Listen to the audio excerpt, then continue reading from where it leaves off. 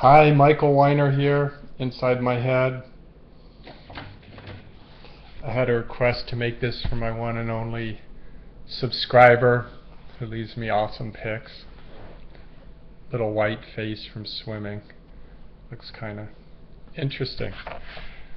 I have no idea what I'm going to talk about, but I'm sure it'll be highly entertaining, at least to me, maybe not to you. Oh well, here goes nothing. Nothing. That's a good topic. Nothingness. How to be nothing. I have no idea how to do it. Do you have any suggestions how to be nothing? How to be invisible? I could kind of get. How to be nothing. What is nothing? It's no thing. That means you are no thing. You are no thing. Do you ever become no thing? Even when you die, are you no thing? Or are you always a thing? Is everything always a thing? Because it doesn't disappear, it just shifts to something else, right? So you're always something, not no thing. But at some point, when we have all these things, then we have so many things. Where do all the things go? Where do all the some things go when they become no thing and they're in that transformation to something else? I guess they take up less space, that's for sure. But maybe there's a lot of space we just don't know. Maybe there's so much space inside of us that we're mostly space.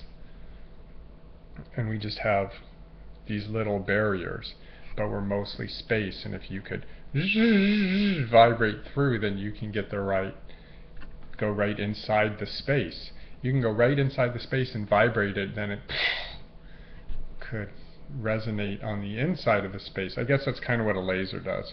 See, as above, as below. Go inside, you go outside. It's all the same, right, baby? It all weaves around. Which I read many years ago. Didn't quite understand, but now I understand it a little more. So if we're kind of no space, we appear so solid and muscular, but that would just be like the outside. Most people, they get all ripped and they're so solid, but that's just the exterior shell is hard, and then often the insides are soft, which is good.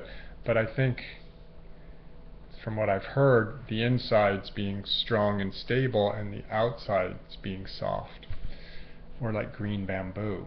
Although green bamboo is hollow on the inside, but it has a hard, flexible exterior. Well, that sounds kind of good too. So take your pick. You could be any of them.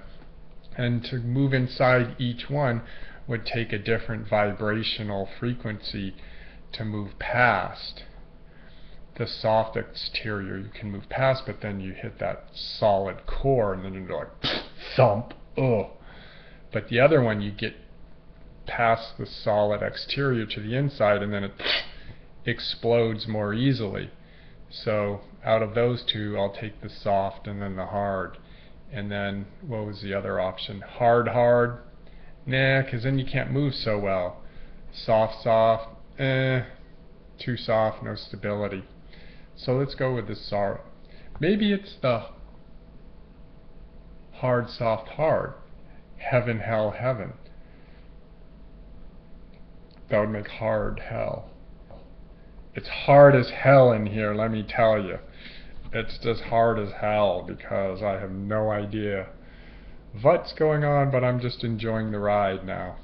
You just gotta learn just to enjoy the ride wherever it takes you, because why not? Better than suffering on the journey. But you gotta suffer a while to learn to enjoy it, because that's just human nature. As my friend says, nobody gets a complete ride. Maybe not a free ride, a complete ride. You all have to deal with something. Y'all gotta deal with something, let me tell you now. Okay, I won't sing that song, Don't Fail Me Now. Don't fail me. No, we won't go there. But I do have some good pictures in mind. Wouldn't you like to see that little pop-up? Ching. I would. So, where else can we go on this journey? Where would you like to go on this journey? Focus, because I just thought of Dristi, because I thought of a smart retro phone. So we'll focus on Dristi. Dristi. I've been doing that more lately, but being focused, unfocused, because when you got that focused, unfocused, then you could focus on anything, because you're unfocused.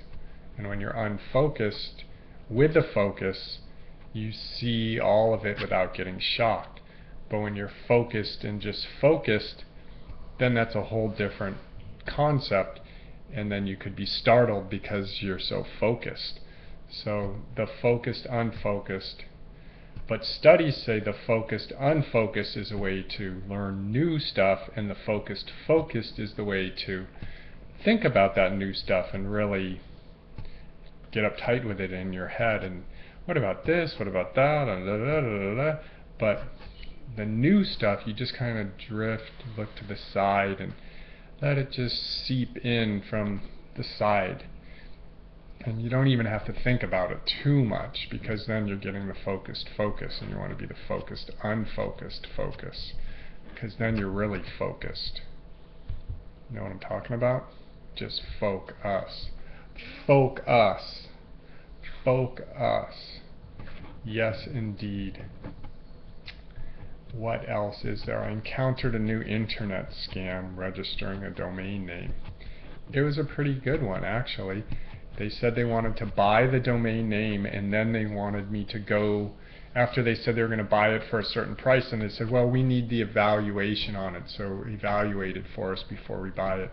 Then you're supposed to pay for the valuation, of course, and then obviously the buyer disappears, which, you know, they get your hopes up. Oh wow, I just spent $15, now I'm going to make $7,000. This is so cool. Oh, all I need is a valuation that's going to cost me $100. Damn straight, I'll go do that. I'll make 6,000 some odd profit. Yeah, see, that's when you sell your stocks. When you get, everyone gets greedy, sell. When everyone's scared to touch it, oh no, everything's going down, the world's going to collapse. That's when you buy, because the world does never really collapse like that, and your greed will consume you. Or as they say, greed is good, but the greed that is like is out of control and not thinking, that's no good. But greed is wanting more, I guess. See, there's these definitions, greed and selfish. What's selfish? Thinking about yourself first, okay? I guarantee you, the most selfless person, as the Dalai Lama said, the Bodhisattvas are selfish because they know that doing good for others is doing good for themselves. So, voila, they're selfish. As the Dalai Lama says. And voila. See how I back that up with as the Dalai Lama says? Because if I said, as I say, then it's like, well, who are you to say that? You know? Oh, but if the Dalai Lama said, oh, well, the Dalai Lama said it. He knows. So we aren't even going to question that. But if I said it, what are you talking about? Selfish. He's selfish. You don't know what you're talking about.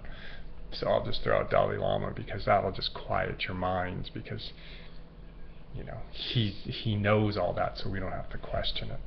And the greed, you can go to the Ayn Rand and say greed is good, greed's what motivates. Obviously, most people want more. Show me somebody who doesn't want more or less, and I'll show you a person who's, I don't know, kind of satisfied. As Sheryl Crow says, you gotta want what you have, not want what you need. I think she says that in some song. So, yeah, what more can I ask? Because you can't always get what you want, but you can get what you need. And you don't even know what you need, and you think you know what you want, but there's always a gap in between what you want and what you need. And smart people understand that gap of want and need, or what people think is good for them and what is good for them. And they're raising their kids a certain way because they think it's good for them. Like in the old days, we don't breastfeed. That's primitive. Who would breastfeed a child anymore? We're beyond that. Give them this formula. This is so advanced. And everyone wants to be advanced and do what they think is best for their kid, right? So we'll give them that, and that's better. But voila, maybe that's not better, but we thought it was better at the time, and we're so genius that we must do what we think because of course it's better, but maybe it's not. It's chiffon. Oh, old commercial. So you see how that works? You kind of think you know what you're doing best, like I'm going to do this with my kid. Wear them on the strap-on bungee in front, because then they can see the world more. See? Look, they see the world. They have more interaction with the world, but it's so much better for them. But, oh no, studies to show in the future that too much stuff is hitting them, and they're supposed to be protected by you, not protecting you. And they receive all this energy, which is too much for a little kid because they don't know how to manage all this, and then maybe they become a little more autistic because their energy, but this is all, I can't back this up with saying, Einstein said this, then you would listen. It's just me, and what do I know? So, on that note, ding, I hope you have a great day, night, or in between. Like, when does a beard become a beard? How many whiskers? When does day become night and night become day? I'll focus on that. Bye.